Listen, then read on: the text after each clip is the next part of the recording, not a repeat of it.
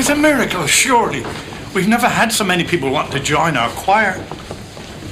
You've done a fine thing, Raymond. I think nothing of it, Father. I just pulled out my little black book, made a few calls, and they were happy to oblige. Oh, Ursula, thanks for coming. Yeah, take a hike. All right, we'll talk later.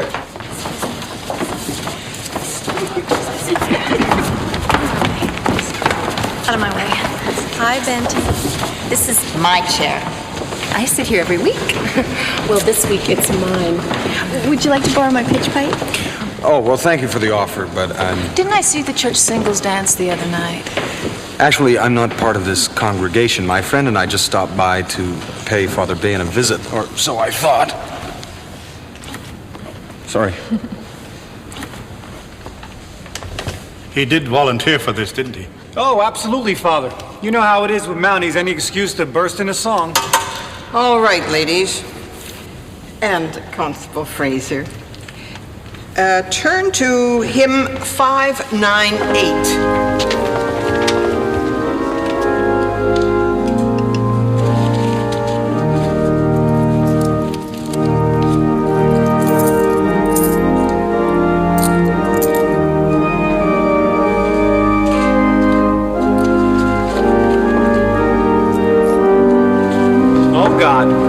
Sorry, Father. Excuse me. That is your sister, isn't it? Yes, it is, Father. Oh, God. Excuse me.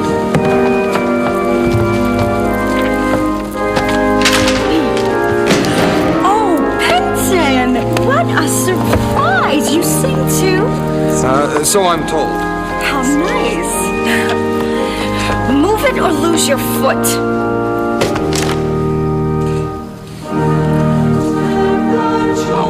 Asking for the same terms your father gave me. My father was a very generous man. I'm sure he's in heaven. Look at this. I'm playing pickup. I got the ball. Some real estate broker charges me, practically breaks my arm. We go back a long way. I've been doing business with your family for 40 years. I made good every time. This isn't right. Are you accusing me of being unjust, Tommy? No. Good. Because I would hate to think that I had failed to earn your respect. I'll take the deal. Deal's fine. Yeah, if that's what you want.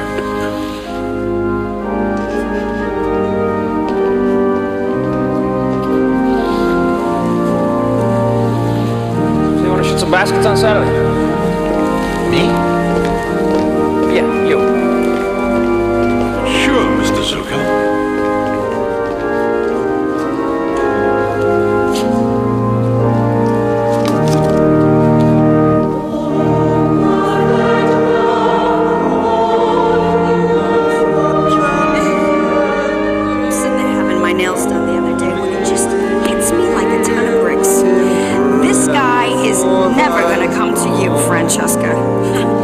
Nothing that good ever comes to you. The way I see it is, you want the best, you gotta take it. So I say to myself, ask him out. To which I reply, what if it goes badly? I mean, what if we go out to dinner and I have, like, food stuck between my teeth or something and he turns off to me? So then I say, ask him out for drinks. Remember,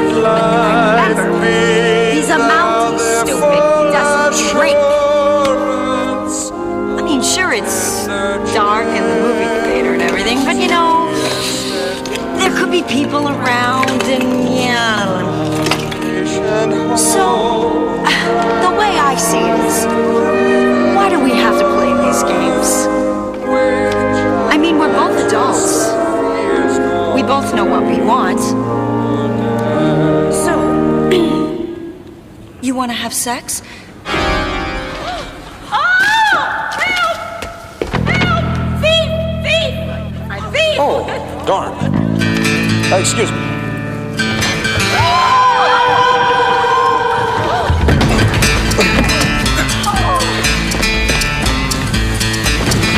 He had an appointment.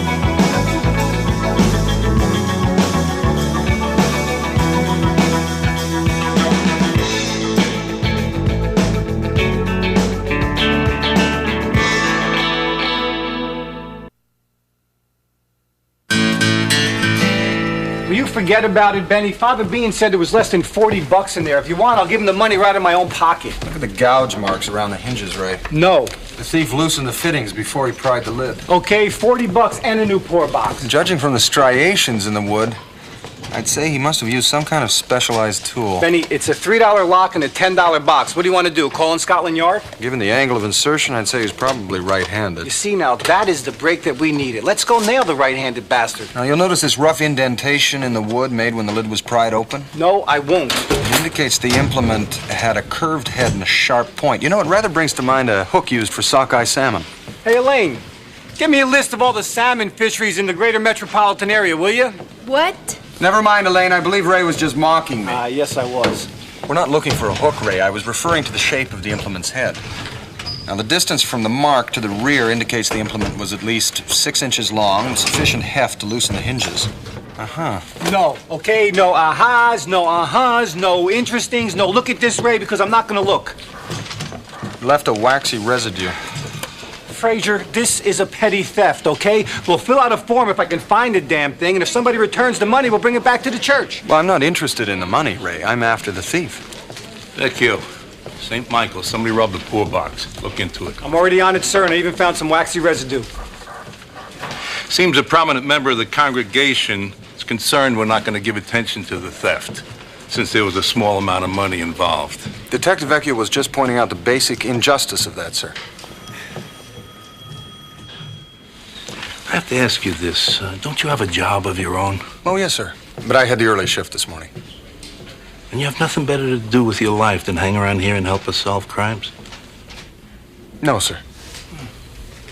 All right, start with this concerned citizen. Frank Zucco? We're running errands for Frank Zucco now? You have evidence to put Mr. Zucco behind bars, Detective? No, sir. Because if you do, there's a pack of feds who would love to have that information passed on to them. I realize that, sir. You want the papers getting the impression that we don't care enough about certain communities to pay attention to their concerns? No, sir. Go show the flag. Any movies, dates, anything like that? I recently joined a choir, sir. Oh, good. Good. That's good. This Mr. Zucco, he's an acquaintance of yours? Yeah, you could say we're acquainted.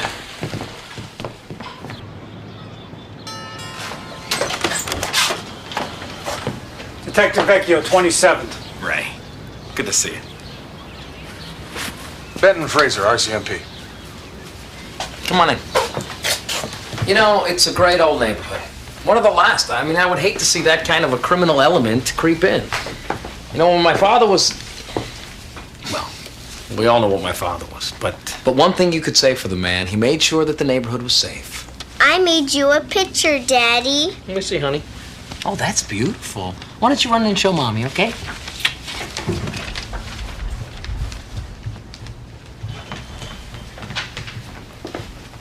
Out of respect for your little girl, I don't say anything. But let's not start reminiscing about the good old days of extortion and intimidation, okay, Frankie? PR's not your strong suit, is it, Detective? I just got a couple of questions. How much money did you put in the poor box? I don't know. 100, I guess. The man in the assembly, you got a description? Nope, barely noticed him. You know, it just blows my mind how one guy can pull off a heist of this magnitude. You know, I'm ignoring your tone because we have a history. But don't push it. This may seem penny-ante to you, Vecchio, but somebody did commit a crime here. You figure a guy who stole, what, $140 is a serious threat to the community and should be prosecuted? What's the matter with you, Ray? Huh? Your mother doesn't live in this community? Your sisters don't walk home past that church every night? You think some guy who robs a church is going to think twice about mugging the women in your family? Or mine?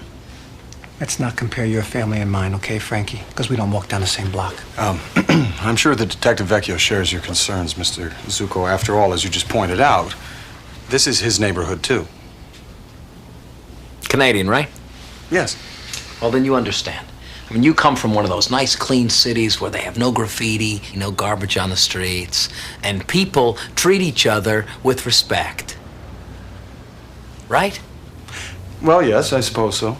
Although it's been my experience that many people live their lives thinking that they're respected, only to discover that they've been merely feared. And fears can be overcome.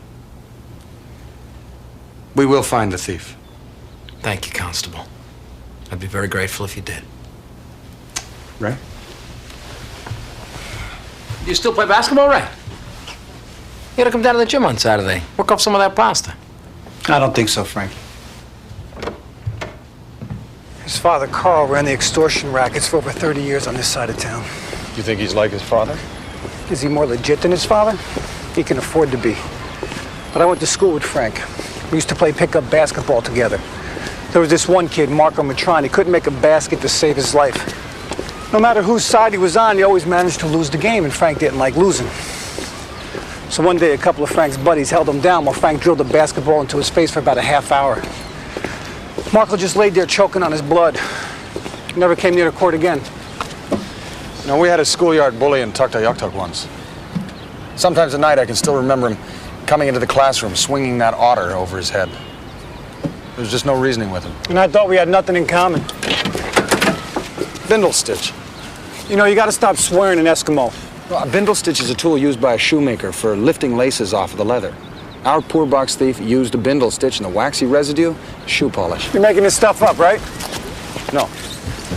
We've been all through the neighborhood. No one saw anything. Follow him. He'll find the guy.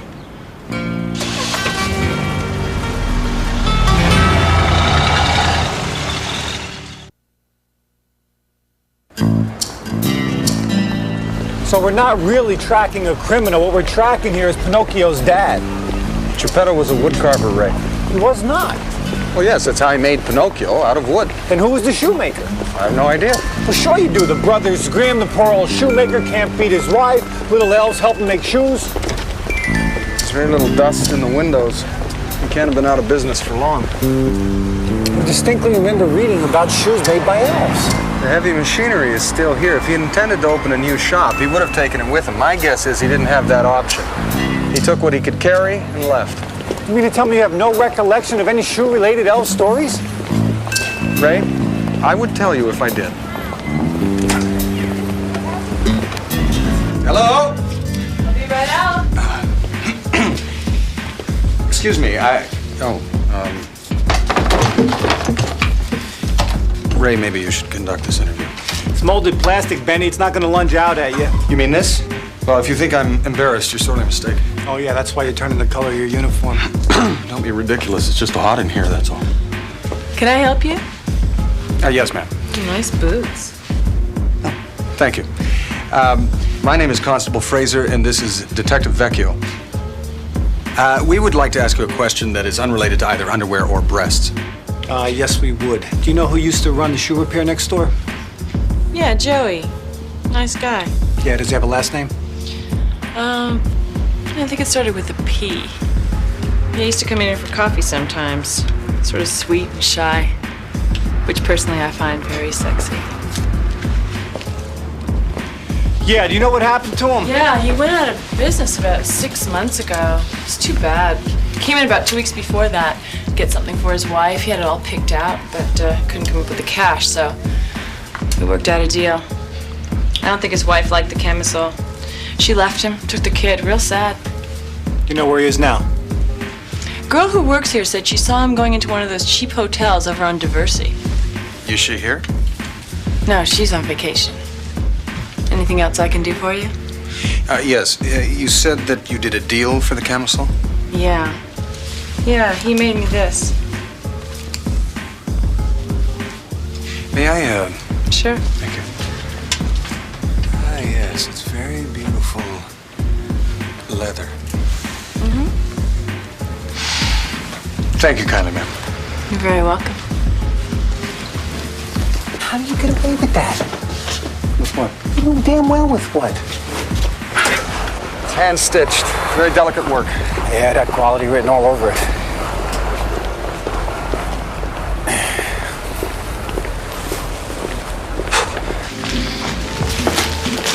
I'll take it, but I'll need it altered for tonight. Oh, I don't know. We're kind of backed up right now. Look, I'll pay anything, understand? This is worth any amount of money.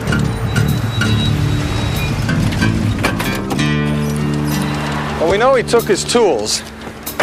If he's bartered his services once, chances are he's still doing it. So now what? We go up and down Diversey until we find Cinderella with freshly sold shoes? Yes. Great. You want to see my shoes? Well, yes, ma'am, I would, if you wouldn't mind. Why should I mind? It's the best offer I had in years. Very nice indeed. Thank you. Machine made, not recently repaired.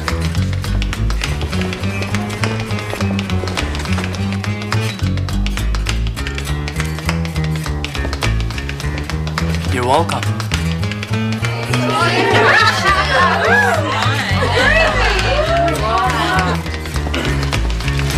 Hey! Yeah, she's all yours. Well, Ray, you don't want to... All right. Excuse me, ma'am. No, please, stay right where you are.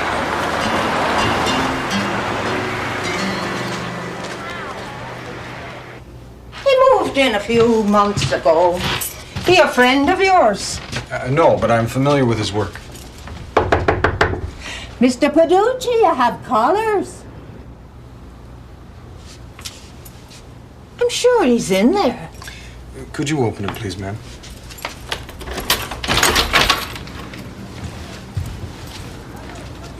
Thank you kindly.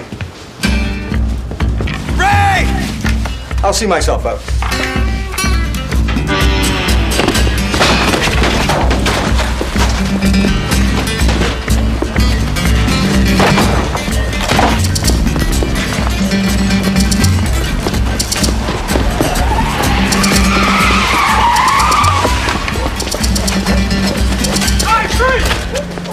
Up against the wall!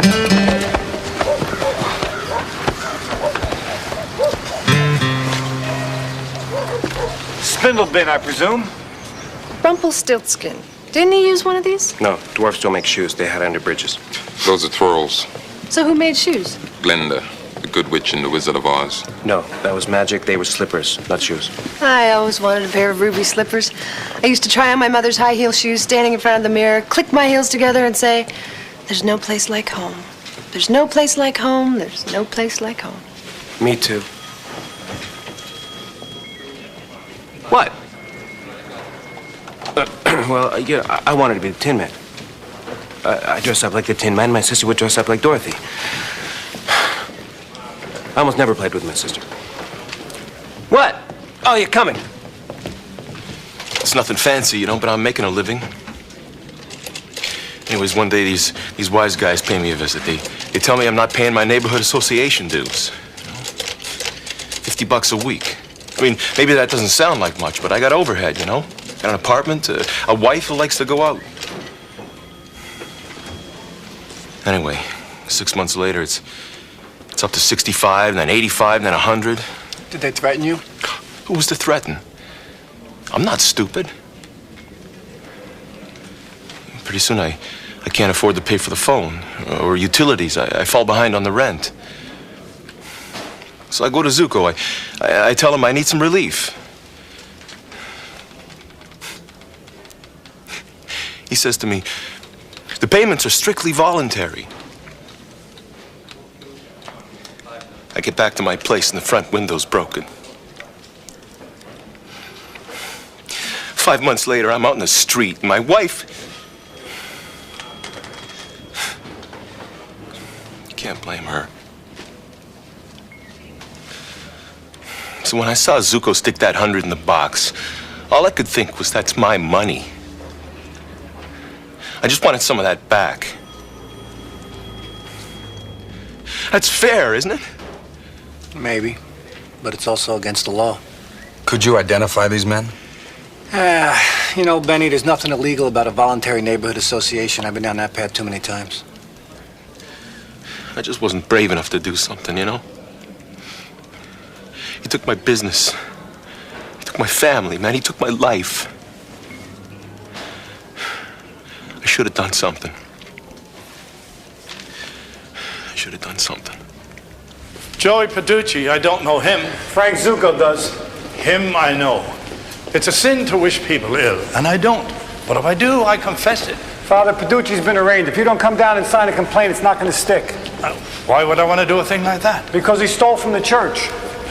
You said he was destitute, didn't you? Yes, but that doesn't have anything to do with anything. Well then, who do you think poor boxes are for? Forgive me, Father, for what I'm about to do. This isn't about the Mountie again, is it? I know, but this time I'm gonna do it. Francesca, I can't keep forgiving you in advance for something that never happens. The safest place for him right now is exactly where he is, behind bars. But I don't think we can keep a man in jail without charges, Ray. Mr. Mustafi, Mr. Campbell. Yeah, well, if he's out on the street, Zuko's coming after him, and I know Zuko. He needs to make an example out of Joey. Do you always leave your door wide open?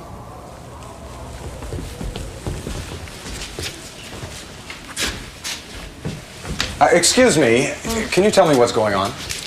Yeah, I made a few decisions in your absence. If you want anything moved around, speak now or forever hold your peace. I'm sorry, I think there's been some kind of mistake. I didn't order any furniture. Fraser Benton, that you? Yes. You live at 221 West Racine, apartment 3J? Yes, but you see, I didn't... Right, you want to make a decision on this credenza, we're on the clock. I really like your style, Benny. It's not my style, Ray, it's Zuko's. The credenza goes there. Tips taken care of. Enjoy. Phil, it's Vecchio. Where's Joey Peducci? Oh, great. All right, thanks. He was bailed out over an hour ago. He's definitely a dead man. I'd be grateful. Zuko's words.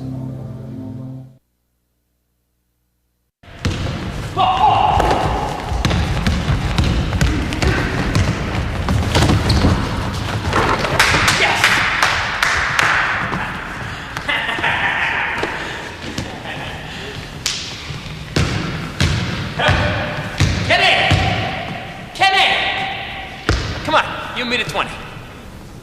Come on, I'll spot you 3.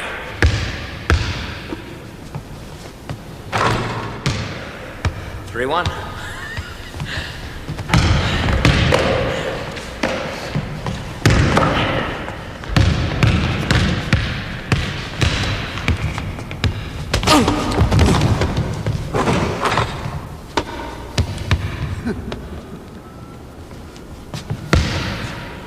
Didn't foul you, did I?